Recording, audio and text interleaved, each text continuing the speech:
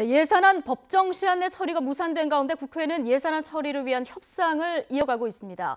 쟁점인 공무원 일자리 증원과 일자리 안정자금 등을 놓고 3당 원내대표가 머리를 맞대고 있지만 쉽지 않아 보입니다. 자, 국회 취재기자 연결해서 자세한 소식 들어보겠습니다. 박광열 기자. 네, 국회입니다. 예, 자 여야 모두 오늘 본회의에서 예산안을 다시 처리하겠다는 목표이긴 합니다만 지금 의견차가 쉽게 좁혀지지 않고 있죠. 네, 그렇습니다. 3당 원내대표와 김동연 경제부총리 등 정부 관계자가 약 1시간 전부터 회동을 시작했는데요. 회동 전 서로 귤과 초콜릿 같은 간식거리를 주고받으면서 미소를 지었습니다. 하지만 예산안 핵심 쟁점에 대한 이견만큼은 여전합니다. 앞서 오늘 오전 더불어민주당 우원식 원내대표와 국민의당 김동철 원내대표가 40분 정도 만남을 가지기도 했는데요. 또 여기서도 서로의 입장 차이만 재차 확인했습니다. 다만 이 자리에서 개헌과 선거구제 개편 등에 대한 언급도 있었던 것으로 알려졌는데요. 국민의당이 강조하는 선거구제 개편과 이번 예산안 협조를 둘러싸고 패키지로 연계까지는 아니어도 두 당의 공감대 형성에 영향을 끼칠 가능성이 제기되고 있습니다. 이에 대해 자유한국당 정우택 원내대표는 예산안을 논의하는데 선거구제를 논의한다는 것 자체를 이해하지 못하겠다며 불쾌하다는 반응을 보였습니다. 자, 예산안을 둘러싼 쟁점을 한번 좀 정리를 해보죠. 지금 가장 문제가 되는 게 공무원 증원 그리고 최저임금 상승 지원안 이 두 가지 문제죠. 네, 그렇습니다. 먼저 말씀하신 대로 공무원 증원 수가 제일 큰 쟁점인데요.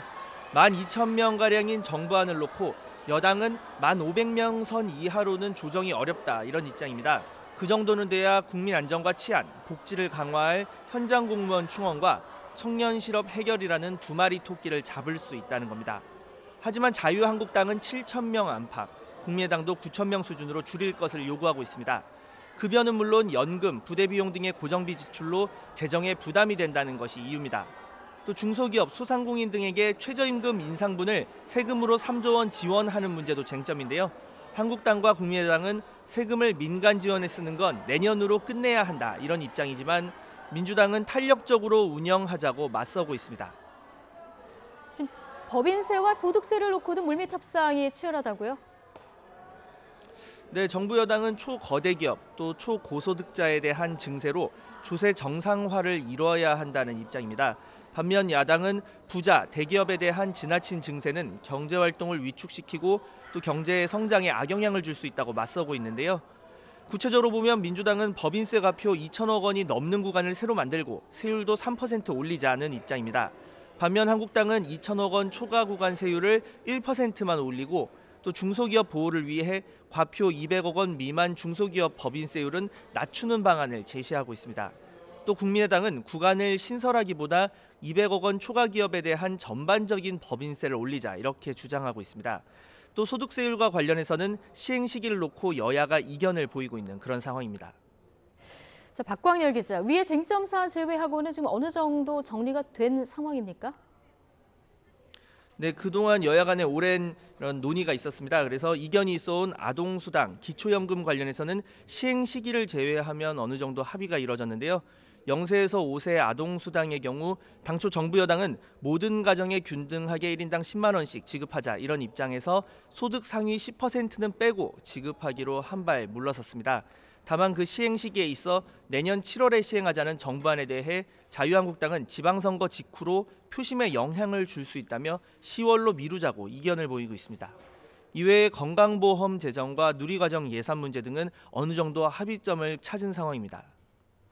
네, 그렇군요. 어쨌든 이런 여러 가지 쟁점이 맞물려 있는데 예산안 오늘 내 처리될 수 있을까요? 전망이 어떻습니까? 일단 지금도 진행되고 있는 3당 원내대표 회동을 좀 더 지켜봐야 할 것 같은데요. 공무원 증원, 최저임금 인상 등은 지난 대선에서 핵심 공약이었습니다. 또 여러 쟁점 사안이 서로 맞물려 있고 예산안 전체에서 비록 차지하는 비중은 작지만 국정 철학 핵심 내용을 담고 있습니다. 그러다 보니 여당 일부에서는 해보지도 않고 반대하는 건 문제가 있다며 특히 야당도 비슷한 취지의 공약을 지난 대선에서 제시하지 않았느냐 이런 볼멘 목소리도 나오고 있습니다. 다만 무한정 서로 주장만 반복하기는 여야 모두에게 부담이 되는데요. 또 예산안이 오는 9일까지 처리되지 못하면 12월에 새로 임시국회를 소집해야 하는데 이 또한 부담스러운 부분입니다. 어느 정도까지 양보를 할지 협상을 지켜보는 청와대의 결심과 함께 캐스팅 보트 역할을 할 국민의당의 의사가 중요한 변수로 작용할 것이라는 전망입니다. 지금까지 국회에서 YTN 박광렬입니다.